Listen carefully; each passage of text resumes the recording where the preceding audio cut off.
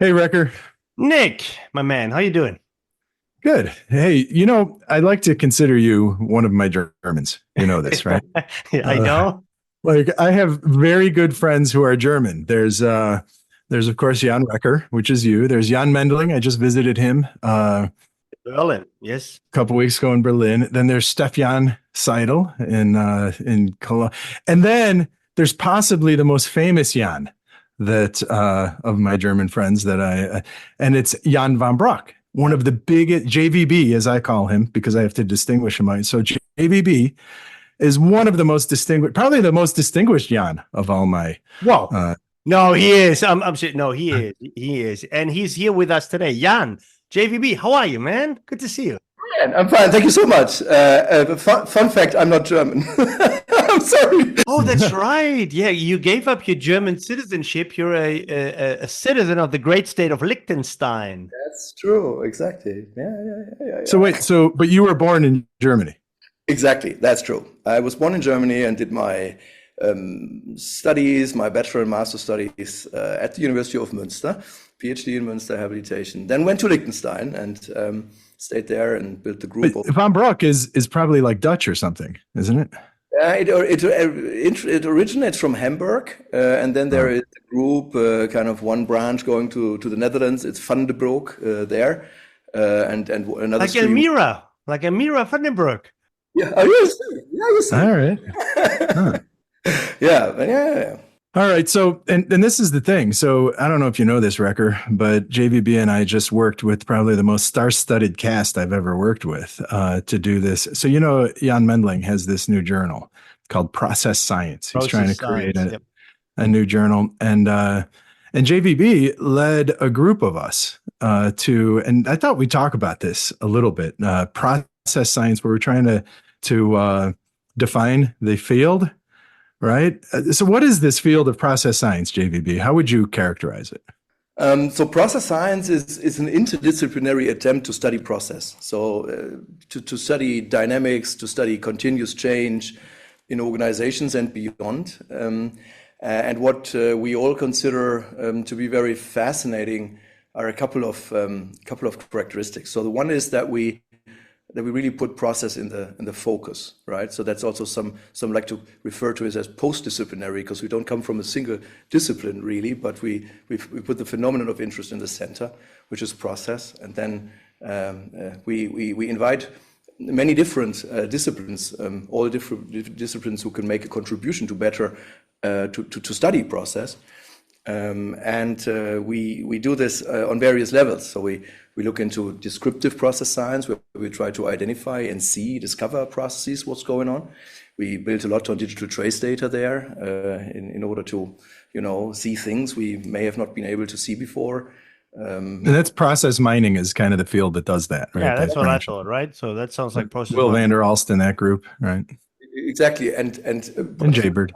though is I'd say originally very much looking into ERP systems and the digital traces, the event block, which is kind of captured in an ERP system. And we like in process science, we like to think beyond this and capture all sorts of events and capture data from various sources, including environmental data, including body data, including things we pick up, patterns we pick up in social media through text analytics. I kind of like to store this in an event log file, and then kind of start from there and try to analyze relations we might see in order to then explain what we see. That would be explanatory process science, where we. Yeah. So wait. So there's like what I would say process mining, right? These are the people, the Will Vander Alst, Jan Mendling, and gang that and you and all kinds of people that kind of look at digital trace data, make sense of it, right? That's like one group of process people. Another group of process people I would think is more information systems, like the sociotech. So I think of those guys as largely technical. They come out of computer science and that. Then there's sociotechnical or IS, which is the BPM folks, right? Like Wrecker and you, JB, right? Which is a lot of notation, BPMN stuff and behavior. And there's maybe some more theory. So there's like BPM, then there's process mining group. And then we've got Waldemar Kremser and me and Brian Pentland. And we're kind of the organizational routines voice on the paper, right? Which is, yeah, we're looking at processes. We call them routines, but we're theory heavy, right? So we'll do sequence analysis, we'll do qualitative work, we do some, but we are there, focused on phenomena of organizing, and we go very theory heavy looking at it. But in the commonality of all three of these is they're socio-technical processes, right? So did I catch the big three groups that might contribute or am I thinking too small? No, I think you did. And that's also kind of the constituting group, which are the co-authors of this inaugural paper. But the thinking goes even beyond, because I think that knowing or being related to all these groups, I never really quite got why we look at process so differently, right? And I always thought that wouldn't it be great if we could accumulate more what routine people find, what computer scientists find, what information systems people find. Could we add, for instance, now what psychologists find, or could we add what engineers would find, and so that was, I think, the very initial idea was really and that's why I put process first and kind of discipline second, and put the phenomenon of interest first, and don't be bounded in a way by your disciplinary thinking. While at the same time, of course, this is not against disciplines, but it's just to create an arena where disciplines meet in order to accumulate knowledge on a phenomenon. Which we all are interested in, and we used to study from different angles, and we're kind of, at least in my own work, very much limited to this angle I was brought up with. And so I find it super engaging and enriching now to engage with other people. At the same time, it's really challenging to find, for instance, a common terminology, right? Because what we try what we try to do now in process science is kind of to better understand, okay, what's the minimal viable terminology? What's the platform for us where we can understand one another and actually accumulate knowledge, right? And that's what's in the making at the moment. And already now with, say computer science, org science, and information systems, that's a challenge. The more disciplines we add, the more difficult this will become. But we consider that to be valuable to really advance what we're doing, because what we ultimately want to do is we want to have better processes. We want things to run better, and we know all of us, we subscribe to this idea that the answer to that will not be in a single discipline, but we really need to engage across disciplines. So I always thought that this process science is like a counter movement to, data science, or even computational science, or some of the other, or natural sciences, or social sciences, right? So where you say, look, there's a particular set of things in the world, set of phenomena in the world that demand their own attention. Yeah, you're focused of attention, right? So it's sort of like, hey, we don't only have the natural things, we also have socially constructed things. We need a social science. Now that people said we need, a data science, we need a computational science, and now you guys come and say, like, we need a process science. Or did I read that wrong? Isn't that the idea that you say, like, look, we need to pay more attention to process as opposed to people, as opposed to things, as opposed to objects or something? That's always how I read it. Yeah, no, that's true. And I think kind of this process lens is, we are excited about it, or we focus on it for many reasons, maybe two I can put forth. I think the one you mentioned already is the integration. So the process lens is interesting because it's task, technology, people in action. So things are happening kind of as they collide. We do not only look into people, not only into task, not only into technology, but we look into how they play together. And related to that is kind of second, probably very important characteristic, which is the dynamics, because we kind of love to think of process as opposed to system. Actually, there's a lot of thinking that we should study more socio-technical processes as opposed to systems, really, as a core axis of our research. And why is that? Because we think it first of all, process and system, or states in a system and state transitions, they're always there, both sides, of course, in systems. Yeah. But we've used to foreground the states. In terms of that, we talk of the system in given states, and the kind of group of people now who are excited about process science, we love to foreground state transitions rather, and also for the reason that we see that we live in a world of significant change, obviously, right? Where I get a little bit squirmy always is this idea of, okay, let's do this. And the first thing we do is we create our own new journal for that. So, I think I mentioned this before. One of the first things I learned as a PhD student was, I think it was a presentation by some old dude, computer science professor, and he gave a talk about the 10 things of what not to do. And right at the top of the what you shouldn't do is invent your own field and create your own journal. Unless, of course, if you're Vladimir Svaz and you happen to create JMIS, that's a different ball game. But don't you I don't know, No, you're right. Do we need the process science paper is one thing. I don't know, guys didn't create the journal, but honestly, do we need the process science journal? Why are you asking us this? You have to ask your buddy Mendling. He's the one who, for whatever reason, I'm asking you guys. Hey, let me just clarify. I mean, you mentioned it already, Jan, that this has been independent movements and developments processes, right? So the one process was that at the BPM conference in Sevilla, I was invited to provide a keynote in 2020. And for that keynote, I chose a topic and I said, I'm going to talk about process science. Without at that point really completely knowing what I would be going to talk about, really, And then I started this process, and I thought I should not define that myself. We should have kind of a little bit of a kind of a subgroup, right? And you've been part of that, and Will has been part of that, and Brian, kind of more or less all the co-authors now of the inaugural article, which is also on Social Science Research Network available. Had been part of that and actually re-engaged in trying to, what we loved was this idea to say we should have a science looking into process, but what would it look like and what would it mean? We really kind of over the course of 6 months-ish, it was, before the keynote, we found out together.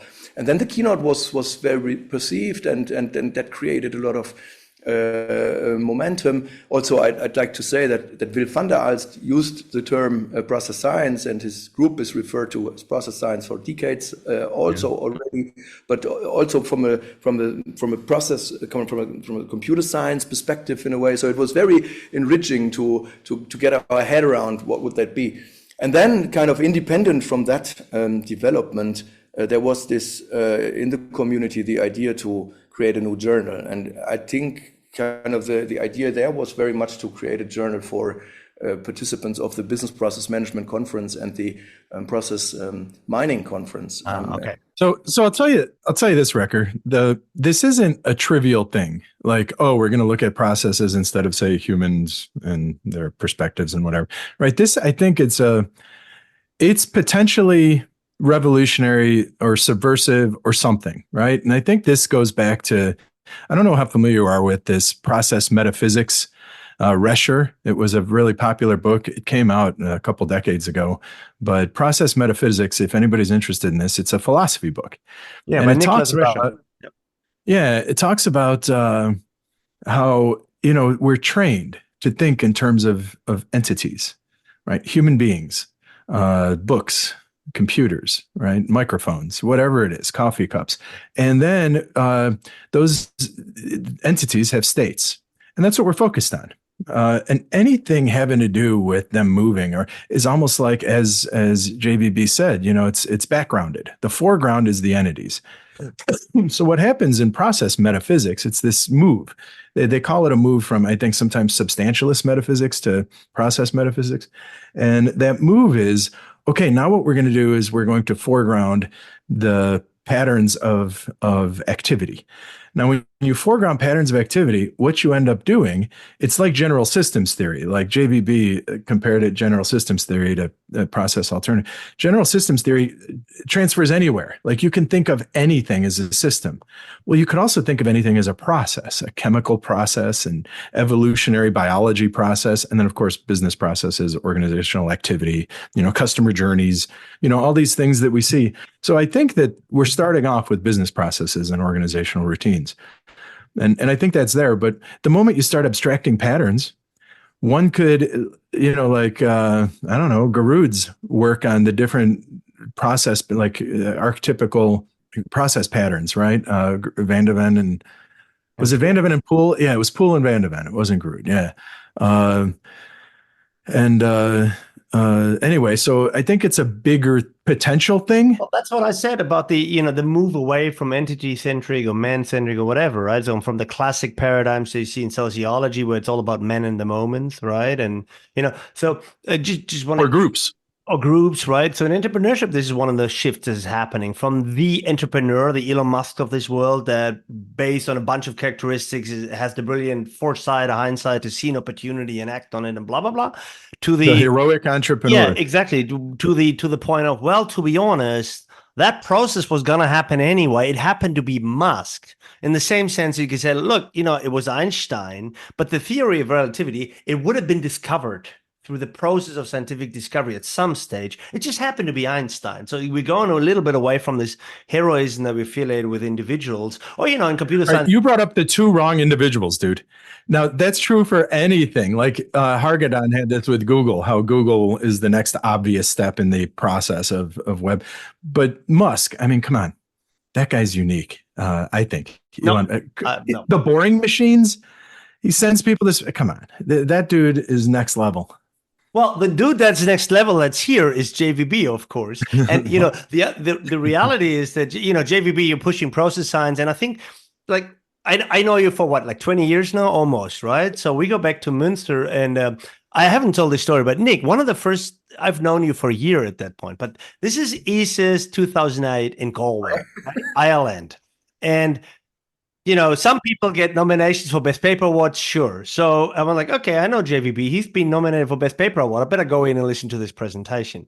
Turns out I go into this presentation of a stupid 20-minute European conference paper, 10-pager, and it's a literature review. And I was like, gee, like, who hands out a Best Paper Award to a literature review paper? Oh, God, I can't even remember what it was about. Anyway, so I go into the presentation, JVB's on stage, and I swear to God, he got the best presentation I've seen in my life. It's the most fascinating thing. Like the room was standing on, everyone was cheering him on. It was amazing. Do you remember this, JVB? And you did get the award for a literature paper.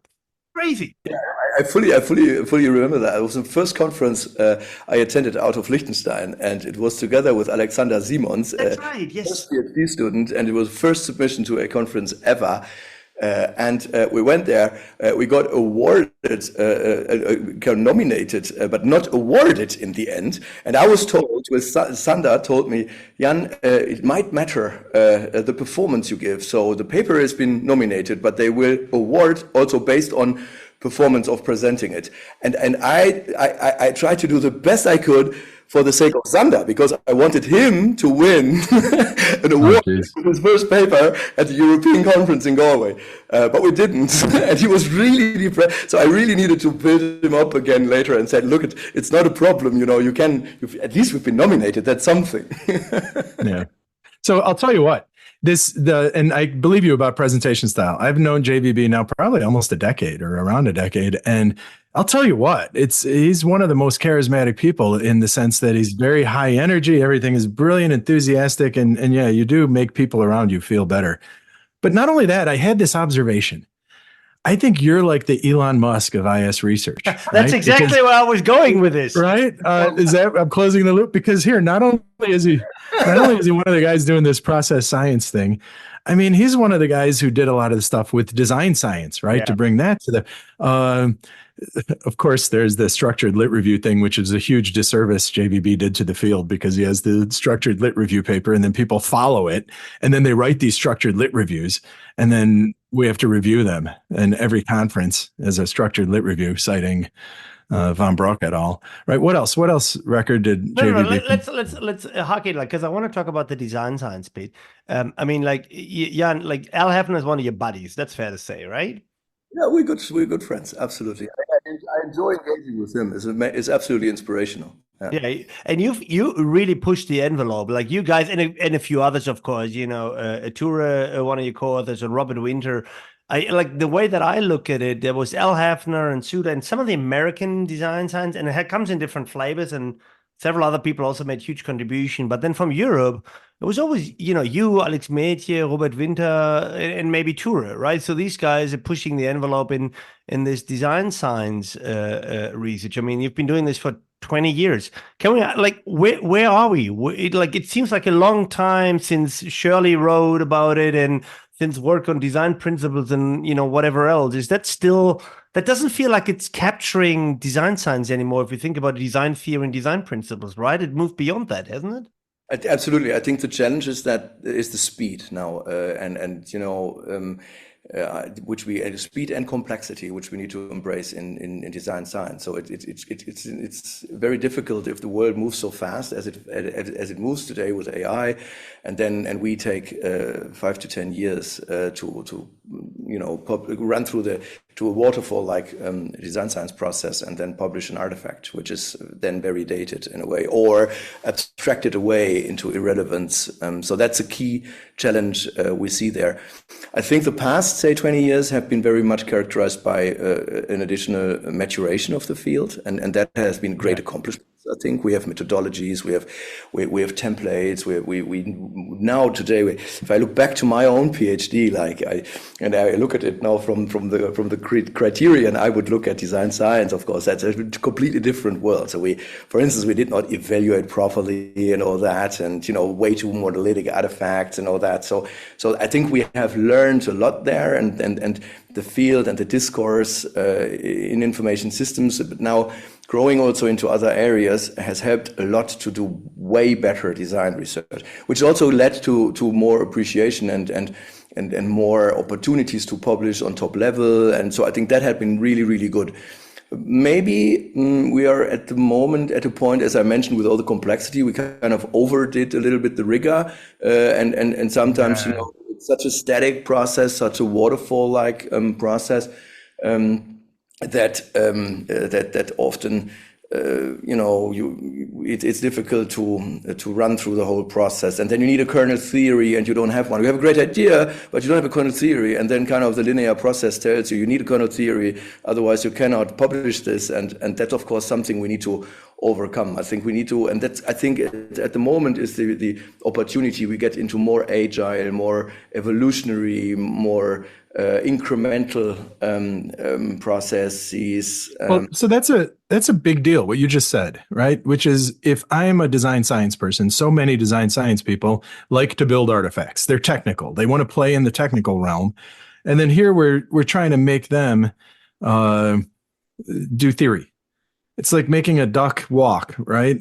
Ducks can fly, they can swim well, but when you make a duck walk, they can do it, but they don't want to. So here we have, they have to engage with theory. They have to, and they just want to do their artifact, right? So how do we handle, and that's the one issue. That's the one issue with design science. The other issue that you're bringing up is it takes too damn long. It takes 3 years to publish. And by then, look at ChatGPT, right? It took 5 days we're way too slow to do anything meaningful from a design of an artifact standpoint, right? For instance, I don't want to sell my own papers here, but there's a paper in MSQ forthcoming on dealing with complexity in design science research. I co-authored with Ure and Robert. And this talks about an echelonized approach to design science research, which allows you to design and validate intermediate artifacts as you go, and also to publish parts of this, right? You can do a really good problem analysis and problem statement, which is really, really solidly grounded, and then you can package it up and as completed research and publish that one. And then you can have kind of a solution design where you kind of again go with different criteria and you validate that one, and then you can relate to a problem statement which had been published earlier by others. So maybe these are like research notes or something, is what you're thinking.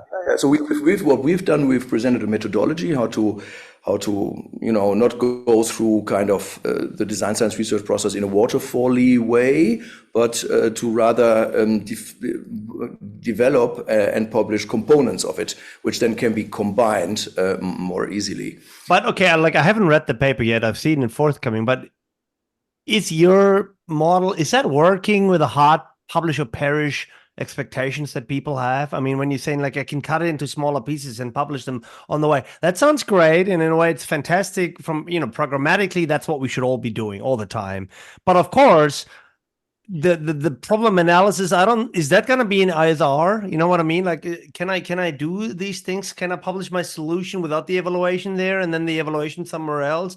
Either that's extremely difficult, or the reality is I could do so, but only in 7B journals. You know what I mean? Like, have you solved that problem too? No, I think this is a problem not a single individual or group would solve. I think this is kind of the community has to move on. I think, and I'm not saying that's the only way we need to move onwards too. But I think we need to be more doing better in publishing data sets, in building on one another's contributions, in making part and publishing part contributions more timely. In order to keep relevant with the contributions we make in our research. And probably, yes, there also needs to be other publication outlets to, have a repository or a database or an account of well-defined problem statements which are kind of time-stamped and then contextualized, and others can pick on, and then others could probably publish solution ideas and evaluate them or validate them at least, and then others again could pick on those in order to present implementations and evaluate the soundness. I think this is, but that of course is a very socio-political thing. How research, probably in general, and information systems research in particular, needs to further develop. I think there's the big issue here is that people need tenure. Right, and they get it from publications and the publication processes. That's why the community needs to reward this kind of contributions. If the community still only rewards kind of the sort of self-declared A+ star journals, and we kind of keep this and hold on to that, then this will be difficult. But I like to take a positive stance that I do see positive development towards that direction, and I also do see, for instance, now rankings and accreditation bodies, and through this, I would say also behavior of deans and behavior then of tenure boards and hiring committees, looking more into impact and relevance. And let's dig into this, because I recently made 3 different experiences. So let's take it what you say in face value. You're saying you've seen positive signals from the deans, from the committees that are looking at impact, and maybe if I'm the person that published a really good data set that others can build on, that works in my favor. So I want to doubt that on 2 accounts. So first of all, I recently, like a week or 2 ago, I had to write an external review letter for someone else promotion case to full professor or something in Europe, right? Not in the US or anywhere else. And it explicitly instructed me to do here the blah, blah, blah, look at the metrics, and please also evaluate whether this person would be granted, full promotion at your own institution. Mm-hmm. Right? I was like, what am I supposed to do? I think that's such an unfair. That's the worst question in the world. That's the worst thing in the world. So, and I was like, I literally could not submit my letter without filling that out. So I said like, okay, you'll get my answer, but before I give you my answer, I'm gonna tell you this is a bullshit question. This is a bullshit question, and whatever I'm going to say shouldn't be like, that's the wrong way to look at it, because the reality is that person is not at my institution, and he or she hasn't been the last 5 years. So what good is my answer? By the way, that's only my guess. What the hell? Anyway, so this is what I saw. Yeah. And Nick, to be honest, you told me from your interaction with your own NeuroIS around how you are creating ranking lists with metrics in them, 10, 7, 8, 9, 6. So quantifiable things. So I do see that more, to be honest, JVB, than the deans are the positive change that you talk about. I like the idea, but to be honest, I don't see it much. Yeah, you're right. That predominantly we still see this behavior, but I see positive signs of this changing. I see first indications of, for instance, we did an article at AACSB journal on design science and kind of tackling on the debate of the relevance lost of Anglo-American business schools, educating students and graduates who are hardly capable of working in practice and conducting research, which kind of practice would not be considered to be relevant. And I see quite a debate challenging the common practice, and through this I also do see kind of attempts to come up with more impact analysis. So to what extent has research informed policy making? To what extent have you contributed maybe to meaningful societal contributions? All right, so I'm going to cut you off here because yes, we get this. This would be a more holistic view and I get it. And those of us who reflect would want the world to go this way, except that it's going the opposite direction, right? So you're fighting against a big tide here, particularly in Germany, where finally Germany is, you mentioned design science a decade or so ago. I remember getting some of these design science papers. They were horrible. It's like, here's my artifact. There was no evaluation. There was nothing. There was no cumulative tradition. It was just someone publishing an artifact, a new notation or something. Now Germans are figuring it out, and there are people who are phenomenal researchers. Your old colleague Marcus Weinman, right? Look at every single one of his research. He's a young guy. He's beautiful, world-class research, right? And there are a bunch of Germans. So now all of a sudden they're playing the A game well. Now Waldemar, right? These young Germans are world-class researchers that would be full professors anywhere in the world. And now what you're going to do is say, okay, we're going to change the game. Now it's this new game, which is holistic. It's data. It's right. Europe's going the way of the US. Europe's not going to. I personally, I like kind of follow the mindset of pluralism here. So I don't think that that kind of Germans in general moved way towards trying to learn the Anglo-American game and now are good at it and I'm suggesting to go back. I just think there's way more opportunities now. It's more diverse. I think there's always been very solid work coming out of so many groups around the world, and I think research in a number of areas and ways has matured. But so has design-oriented research, and I don't see anybody walking away from something towards something. But my understanding is that design science has really also through this maturation found its place. And there's, for instance, also in other disciplines, like I engage with the entrepreneurship colleagues and org science colleagues on design science research. At AOM since 5 years or so, we have workshops there, and there's a growing community being really excited about that. And so I don't like this black and white, and I don't like this linear thinking, good or bad. I just think there are different flavors, also because there's different contexts. There's different research contexts. So sometimes I'm in an area and I really don't understand the area, right? So I don't know, oh my goodness, is ChatGPT AI, how is that going to work in a way? Now, suggesting something, how to use it without having understood it would probably be very bold, right? So such a context would rather call for, hey, let us first investigate how does that work? How does it? We try find some truth, and then we build on that. But then again, we have some areas of research which are more or less well understood, but there's lack of utility in practice, and those areas, they would benefit more naturally from a design-oriented contribution. And that's also, if I reflect on my own work, I'm excited about design science, and I love the notion of solving real-world problems or contributing to solving those challenges. But not at all. It would be most of my work, or the majority of my work, even probably be design-oriented. No, because it's not a religion for me, or but it is kind of it's a paradigm I choose according to the challenges and opportunities of what I'm interested in. Yeah.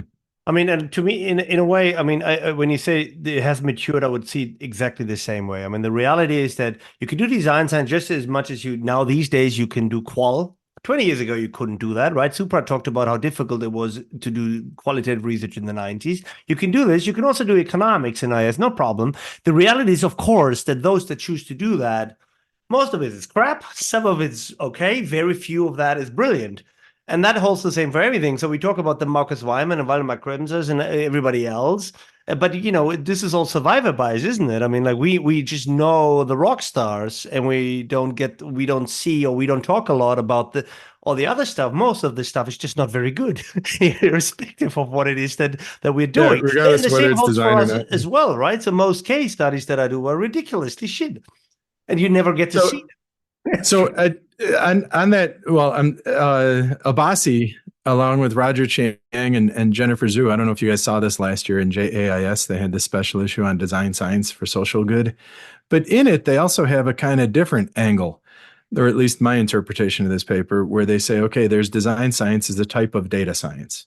Right, they kind of put it under data science. So they're, I think, and what they refer to it as computational design or something. Right, they use the term computational design, and the whole point was, it's about the challenge. There are these global challenges, so it's less about coming from the data out and or from your idea out. Instead, it's all right, let's look at a global challenge. So for example, you guys have both written on, say, green another thing JVB started, right? green IS design science, structured lit reviews, process. I mean, one thing after the Elon Musk of IS, but they're basically saying, go to these environments.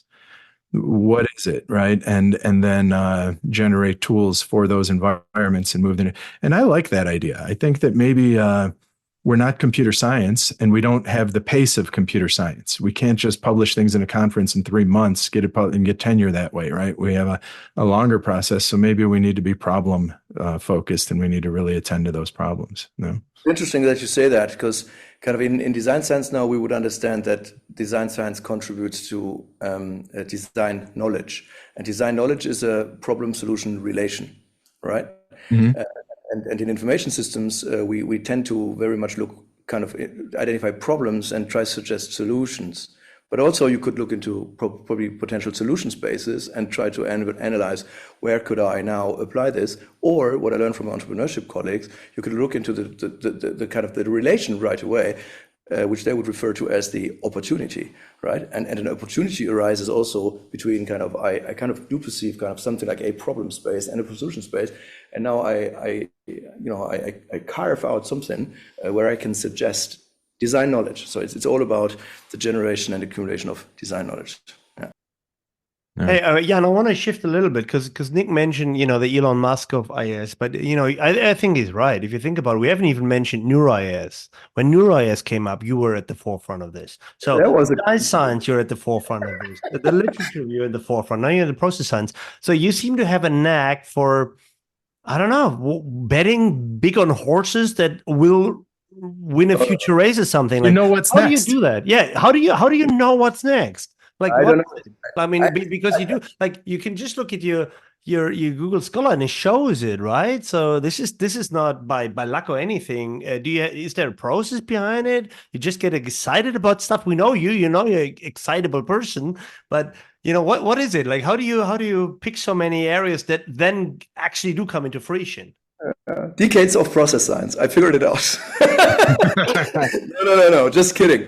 I don't know. I really have. I'm not good at betting or whatnot, and I think I'm not even good at identifying probably trends. Others might be much more experienced. Yes, you are. You clearly are. If I ask myself why is it, then it would be probably engagement. So I love to engage with colleagues. I love to engage with industry. I love to engage with my students. I love to do that locally, internationally, and maybe that is kind of bringing it to me, kind of. And also I try to be open-minded and positive, so I would not be so selective, which sometimes reflects negative on my workload.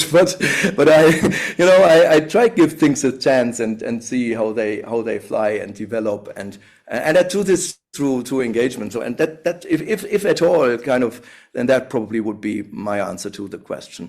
I like that. Positivity is a good mindset. And I say that very knowingly, that I tend to drift into the old white man's, sort of critical view and like, I don't want to do this. I don't like this. We've seen this before, blah, blah. And you don't. Like, you are a very positive person. You do get excited about the things that lay ahead. And even like, we've worked together on many papers, and, the roadblocks on the way, and you come in and, all right, let's tackle the roadblocks and let's get it done, right? So, that there is something to this positive mindset that makes things at least appear doable, and more doable than when you come in with a negative mindset. So I do think that's a nice thing. I don't know whether that's enough as a recipe for spotting the next seminal paper, but it certainly can't hurt. Thank you. So, JVB, are you ever in a bad mood? Oh yeah, of course. We all are. Because every time, I mean, your enthusiasm, I'm not saying this just to kind of blow smoke, but literally, if there's a person I know in our field that is always positive, always high energy, and always just comes in with a smile, it's you, right? So do you ever like get angry? You ever yell at people? Or did you do that at home? Like you're very friendly and at home you my beat wife. your kids? No, I try to not, because also I think that when you, and of course it happens, but when it happens, I reflect on myself and I realize things have gotten out of control. So it's kind of, if you are not on top of things, then, or if you lose temper in a way, then it's also because you are not on top of it anymore. So, and I try to reflect. You have lost your temper. Oh, do I? I do, of course, and because I'm not always on top of things, but I really try to. I work on that, and I'm not sure. I'm how to say intentionally. I'm intentionally positive. I enjoy myself more when I'm positive, and also it's this thing that kind of the way kind of you are to your environment is also what you pay attention to. You nurture yourself by those things kind of which are conscious, and so I try to make positive things conscious with myself, and so I also see more positive energy all around me, and often the negative energy I just don't see it, because I don't want to have the idea of seeing negative. There's so many beautiful things to see that I don't want to bother with all the negatives. Sometimes you need to challenge some things and fight some fights, of course, but it's something I don't seek doing. So I got another question for you. This is beyond the how do I do research and how do I publish the next paper. It's about building a group. Okay, so you mentioned this briefly, but you build up information systems in Liechtenstein, and now you've taken over the European Research Center for Information System, which is I think is the largest network. Wait, before we get into the European Center for Information Systems, you can ask your question, but I do want to tell people if they're not familiar with what he did at Liechtenstein. Okay. Yeah. So Liechtenstein, University of Liechtenstein is this cool little university that's literally in Liechtenstein, right? It's surrounded by mountains. It's got like what, an architecture school, a law school, and a business school. And they have 2 billion. They hired JVB. No one knew anything about, like, they hire JVB. It becomes one of so he hires Stefan, he builds this team. There were wonderful people there, including Marcus Weinman, who we just talked about, and others. There were a number of others. They knock out all these PhD students. They have people visiting, like I visited there, you visited there, Rick Watson, a whole bunch of other people. He created a center, like one of the of IS research in Europe, in the middle of the smallest, most remote kind of center. I mean, it was kind of like, that was pretty cool. So he created this, and then of course he left, and that's exactly my question. Like, so how does one build such a successful research group, right? Stefan was there. He's doing great. Olli Müller was there, was doing great. Marcus Weimer was doing great. Theresa was there, she's doing great. And not even counting some of those students that ended up being entrepreneurs or have successful careers at SAP and whatnot. So how did you do that? Because I find myself asking myself that a lot as I work with groups and over time, etc. Right? So sort of how did you do that? Interesting question. So I never planned on doing it, actually. I enjoyed doing it, and it was, I'd say, because of the people and fantastic people in the group who also, placed the trust in this small group, and who came over. Great engagement again, like with industry, with society, and internationally. It's been probably like another aspect we've not talked about is I always try to create opportunities. I try to, bring things together in a way that people benefit and that they find opportunities and to grow or to do things they like to do. They find that in the group, they wouldn't find it elsewhere probably. But also it is a little bit this temporality, this flow kind of, everything is in flux thing. I've never tried to give too much direction to the group, really. And that's why I really mean it. This has happened. It could have probably also happened very differently. But again, like I believe in kind of inspiration and energy and positivity of people. And I do understand that if you try, put roadblocks out of the way and let them grow and thrive, that's the best thing you could do. I've never perceived myself to know what's good for the group, but kind of we kind of figured that out as we went. So what are you doing now at Münster? Oh yeah, that's enough. I must say, personally, of course, first of all, Münster is my alma mater, so this is very emotional. Then Jan Reka is a neighbor now, That is so true. that's really great. We just need to meet more often with the families, but that's related to the workload.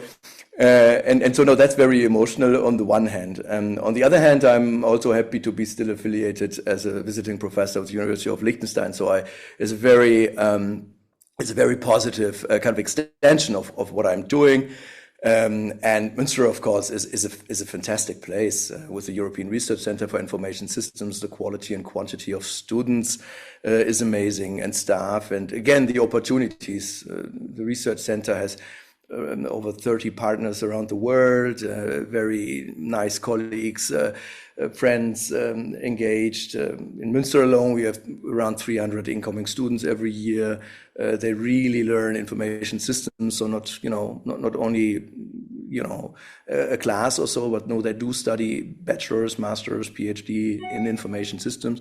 And that's I perceive that to be now also in contrast to what the smaller, really micro ecosystem I had in Liechtenstein. I experienced that now to be really an amazing platform. Is Münster one of the biggest universities in Germany? Is it? Yeah. Is it number 3? I'm not sure. I need to look it up. It's one of the largest. I don't know, but it's certainly up there, right? It has what, 50,000 students roughly? That's legit. Yeah, it's one of the biggest. Yeah. All right, we're moving to the end here, but I was wondering as you were talking, you have, I don't know, I really don't know, but it must be at least 150 journal articles, probably more close to 200, right? So that's an amazing number. And of course, like citations, everything. You've done lots of stuff. Hansa, what's your favorite paper that you ever wrote? That's gotta be tough. And if you say it's the structured lit review paper, I'm hanging up right now. I do you a favor and say it's a structured literature review paper. Oh, I gotta go. All right, goodbye. I don't know. It's funny. Like, let me say, I would say there's different qualities to papers. There are some papers I'm particularly proud, the first quarterly, or now the more recent one on design science. I taught design science together with Robert since the past, say, 20 years in St. Gallen and around the world, and we always had this conversation in class about this process shouldn't be too waterfally, and couldn't we not do anything about engage so many students? I never found the time really to write it off. But so over, say, at least a decade, sort of, we had this conversation and were exchanging manuscripts, versions, and all that. And finally, this is, at this time in my career, is one paper where I really feel emotionally attached to. Right?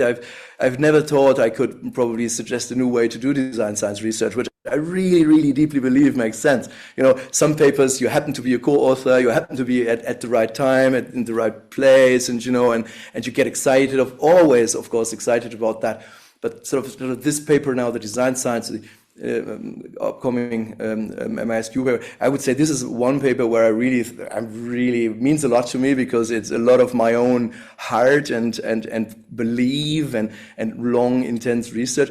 But then there's a number of papers, which wouldn't count at all in terms of rankings, right? So the business process management billboard stuff I did with Michael Roseman and Jan Mendling and others, which practitioners love and use, and books. I also love books. So the BPM Cases book has been downloaded more than 5 million times. It's amazing. Like I find this amazing. That's almost as much as this podcast.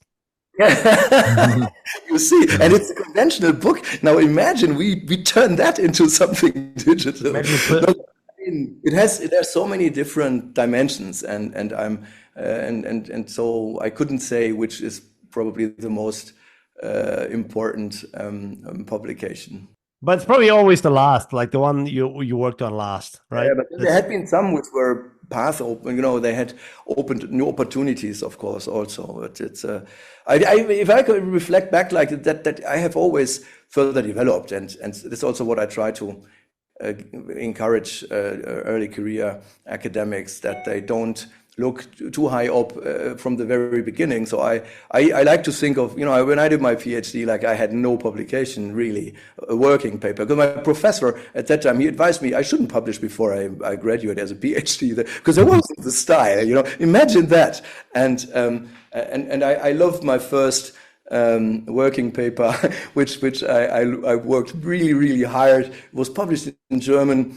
Then I worked very early on hybrid systems, which at times were, nobody kind of, I think, talked about it. But again, it was kind of a German working paper. So I loved it. And I digged it out the other day. I wanted to translate it and upload it somewhere. But that one meant a lot to me. And I like to think that I hope to do more papers, only papers which I kind of feel I like them for a reason.